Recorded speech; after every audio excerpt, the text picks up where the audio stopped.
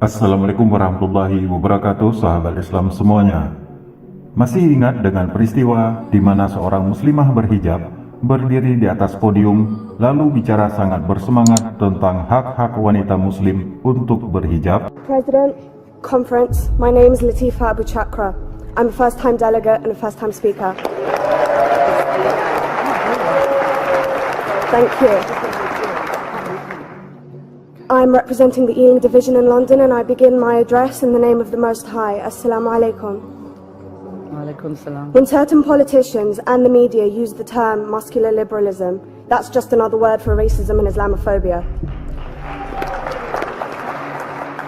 This stance on Islam has led them into primary schools to ascertain why young girls wear the hijab, as it could be interpreted as a sexualization of these young girls. I say shame on Ofsted for victimizing young girls, for choosing to wear religious articles of clothing. There is no such measure made for other religions or other articles of religious wear. This stance has other ramifications. It signals to the British public and emboldens groups such as EDL, BNP and other fascist and racist groups that women are oppressed by Islam, are made insubordinate to the men that supposedly forced them to wear it, and that it is the job of the British state to liberate us. We reject this imperialistic saviour thinking.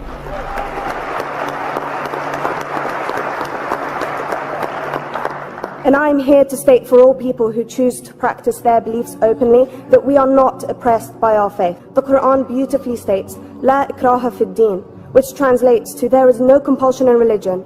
My faith has given me the right to choose 1,400 years before the Universal Declaration of Human Rights told me I could. A fun fact for you, conference. My dad didn't want me to wear the hijab. I chose to. Those of faith, thank you. Those of faith should have the right to choose to wear their articles of faith. Sikhs wearing the turban, Jews wearing the kippah, or Christians wearing the crucifix. Practicing my right to freedom of expression through the hijab empowers me and other women like me to know that we are able to make decisions for ourselves. Through the hijab, women like me feel empowered to overcome the social expectations of sexualization that is relevant and has currently resulted in many cases of anxiety and worse. I can speak for myself and others like me. At school, I was able to focus more on the thoughts that were running through my mind than how good I looked to the world. The NUT has supported a woman's right to choose when it comes to pregnancy. I want conference to support my right to wear the hijab.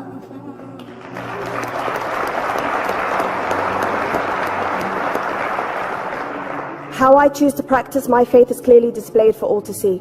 This makes me the target of hate crime.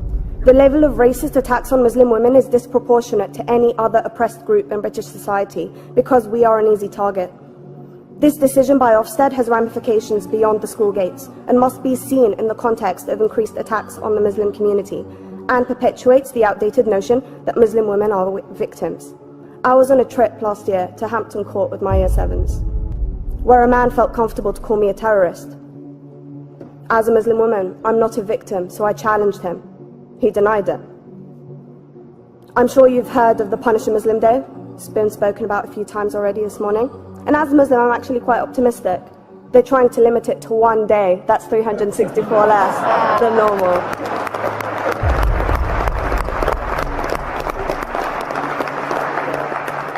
But let's be clear, conference.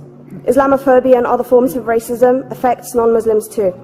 If we don't challenge this stance as a collective, we may turn into a society like France, where women are forced by the law to choose between their faith and their education, their faith and their right to work in the public sector, their faith and their right to enjoy a day out by the seaside with their families. I want to end by stating that I came to this country as an 8-year-old refugee. We are Palestinians, forced out of our land in 1948. We lived in third world conditions, similar to those in Calais for 60 years. Here, I received the support I needed to study law at university and become a secondary school citizenship and PSHE teacher and a school rep. An injury to one is an injury to all, and I want to thank the Union for its stance on all oppressed groups, in particular mine, Palestine. Thank you, conference. Thank you, Latifa.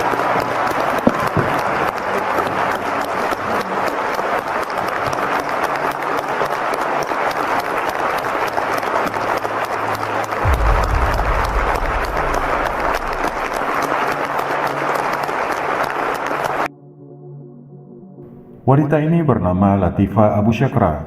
Dia merupakan warga negara Inggris keturunan Palestina. Pidato ini terjadi pada tahun 2018 lalu pada acara Pertemuan National Education Union, Persatuan Pendidikan Nasional. Ia mengkritik kebijakan yang dibuat oleh Ofsted, Office for Standards in Education, Children's Services and Skills, yang ingin membuat aturan pelarangan memakai hijab bagi siswa muslimah di Inggris. Wallahu a'lam bishawab.